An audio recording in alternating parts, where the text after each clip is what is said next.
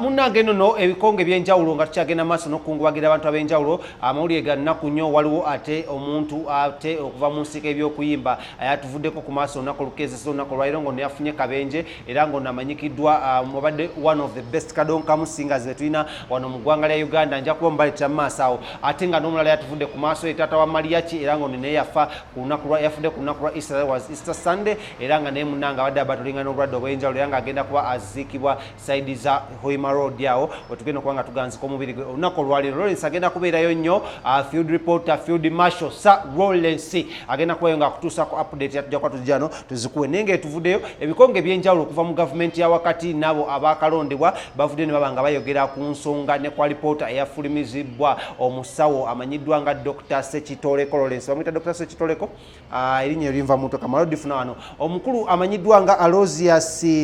Aloysius Mukasa ono nga ye ye MP elect walubaga eyadidde omukulu amanyiddwa nga Katolu Bwama mu bigere yavuddeyo naye n'abaako byayogeraku alipoota eno ebintu nnyo byeyafulumiza mu alipoota eno mwabadde okugamba muno ono yafudde kikutuko ate nga sekyokakyoka dokita ono amanyiddwa nga Dr. Sekitoleko Sekitoleko agamba ensonga yaviiriddeko olwanga okufa lyabadde lyettondo ly'omusaayi eryatonye ku musuwa ogutambuza omusaayi era nga bannyo bagamba lwaki mu bunonono abaafudde ye lwaki alipoota yeyanguye okufuluma because omukulu ono Dr. Sekitoleko y'omuwadde bakulira abakulu oba abasawo wali mu ddwaliro ly'e Rubaga era nga yabadde omusawo ow'ekyama that's why mbadde temumumanyi tuva twamutegedde lunaku lw'eggulo naye nga oluvannyuma lw'omukulu amanyiddwa nga Bobi Wine okuva wali Emagere president wa NUP okuvayo n'abanja alipoota efulumirizibwe mu bwangu n'omukulu amanyiddwa nga Katikkiro wa Buganda oba kabaka we wabweru amanyiddwa nga mukulu Katikkiro Charles Peter Mayiga yavuddeyo naye ne bagamba alipoota nefulume okuvayo n'okugamba alipoota nefulume yafulumiziddwa olunaku lw'eggulo so twagwidde ku mukulu amanyiddwa nga Mukasa Aloysius era ng'ono munnange yatugambye ebimu yabiwakanyisa ebimu n'abikkiriza nayongera okuba nga akungubagira omwoyo gw'omugenzi n'agamba muno omwoyo gw'omugenzi omukama akole ki agulamuze ekisa era nga tugamba muno omwoyo gw'omugenzi omukama gw'ekitangaala ekyolubeera kimwakire obulamu bwe n'obulamu bwe obuliddirira ate saidi ze tujja kuba tumusinkana katugende wa Mukasa Aloysius ng'ono ye MP owa NUP omulonde era nga n'omusango mu kkooti bagugobye badde bamuwambidde omusango ne bagugoba era nga tusobola kukonfaminga tusayo n'agenda kuba alayira ng'ayingira palamenti ya Uganda nsonga amanye ebitusoomooza n'ebitunyigiriza agenda kubeera omusaale mu kubeera ng'atusabira ate n'okutuwolereza mu ggulu gy'agenze. Kyenyinza okugamba emisajja abadde ataalya ntama ye musajja abadde ayogera ekintu n'akikubawo nga bwe kiri abalala bateekako kyoyinza okugamba icing sugar ku bigambo ebizitowa naye kubeera nga kutulugunya abantu agamba nti abakulembeze abaliwo mu kiseera kinene nga bwe majja era bwe mujja okugenda nimulekerawo okutulugunya abantu ate abaabawa omukisa ogwo okubakulembera so kyenyinza okugamba nti n'abakulembeze abalala bandifunye obuvumu obwo n'eddoboozi eriteeririra okubeera nti abantu be bakulembera ate be bakama baabwe mu kaseera ak'okutulugunya kyenyinza okugamba nti abeere kyakuyiga eri abakulembeze bonna nti mbiseera bisinga tubeerangawo ku lw'abantu ate n'ebiteeso byonna bitubanga tubireetanga ku lw'obungi bw'abantu abasinga obungi so saati ku bantu ab'olubato abadde mugatta abantu abadde muyigiriza ate era abadde muzadde.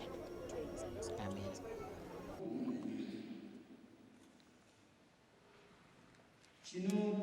tukibagamba ng'omukama yakitugamba nti ffe abakyali abalamu abakyasigaddewo okwaniriza omukama ng'atuuka si ffe tulisookayo bali abeebase anti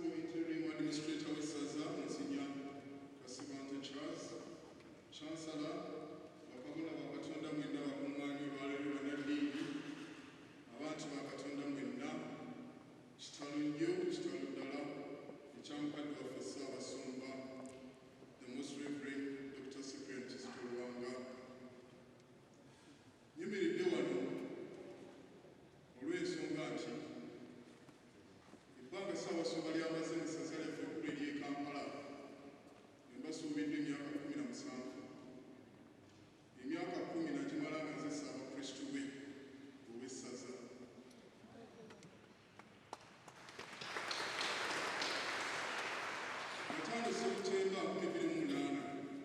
bwe banona okubeera Ssaabakristo w'essaza Monsignor Lawrence Semusu yali pastoral coordinator mu Buddo yatwalira Ssaabasumba ebyali bivudde mu kulonda waayitawo wiiki 2 Ssaabasumba n'ampita n'aŋŋamba gwe walondeddwa taati sinakukakasa ne ŋŋamba nti sebo gwenze bwe baalonda ng'olabika oli muto nnyo ku myaka 38 okuba Ssaabakristo w'essaza n'ensereekerera ne mugamba oluvannyuma nti Ssaabasumba totya emyaka giba myaka naye Katonda yakola ne muwa ebyokulabirako 3 ne mugamba nti Papa Yohana Pawulo owookubiri bamulonda okubeera bishopu nga wa myaka 34 nti ekirungi nze musingako emyaka 4 miramba ne mugamba nti Bishopu Odongo bamulonda okubeera bishopu nga wa myaka 35 nti nze oyo musingako 3 ne mutegeeza nti Archbishop Kiwanuka bamulonda okubeera bishopu wa Africa omubereberye nga wa myaka 4 gyokka mbuzaayo ebiri mukwata ate nga obuvunaanyizibwa bwabwe bunene nnyo n'okusinga obwange naŋŋamba ntoniyo mateeka nkukkiriza obeere Ssaabakristo wange nali manyi kimuwedde n'ambuuza kali ku myaka gyo kiki ky'oleeta mu ssaza what experience are you bringing to the diocese kibuuzo nali sikirindiridde ne mugamba okusiriikirira sebo nkukakasa bino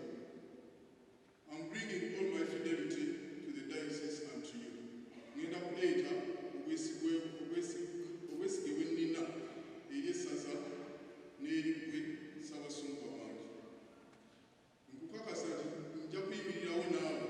obudde bwonna bwe nnaamala nga mpeereza essaza nga Ssaabakristo waalyo. Ladies and gentlemen, I can ably say without fear or favor, I stood with my bishop throughout all his moments of tribulations.